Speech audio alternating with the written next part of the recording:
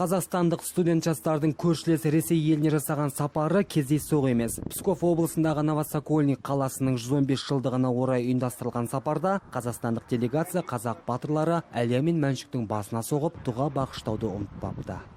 Бірінші мақсат әрине сол достарымызды мерекемен құттықтап, Қазақстанның сәлемін жеткізу болды. Екінші мақсат дәл осы оқиғаны пайдаланып, сол жерде жатқан Әлия, Мәншүк апаларымыздың бейіттерінің басына барып, тағы да бір рет тағзым етіп, жастармен бірге ерліктерін еске алып, олар сол ұмытылмас, өшпес ерлігі жасап кетті. Сонау Ресейдің түкпірінде қазақ халқының даңқты батыр халқы екенін білдіріп, сондай өшпес даңқпен сол жерде мәңгі ұйқыда жатыр.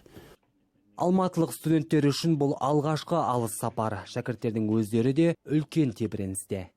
Жақсы көңілге де қалдым. Себебі олар біздің Әлияны, Мәншүк апаларымызды өте жақсы құрметтеп, олардың ескерткіштерін, олардың бейіттерін өте жақсы кейіпте қалыпта сақтаған екен.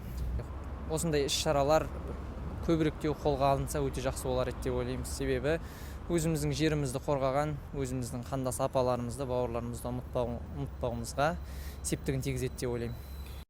Мәншүк Мәметова осы облысқа қарасы Изоча станциясындағы қанды шайқасқа қатысса, Әлия Молдағұлова Новосокольник қаласы үшін болған ұрыста ерлікпен қаза тапқан. Қазір қазақтың батыр қыздарына арналып, Қазақстанда ғана емес, көршілес Ресейде де мектеп, көше аттары беріліп, ескерткіштер де қойылған. Азамат Айосқан, Илзат Такчурин, Алматы телеарнасы.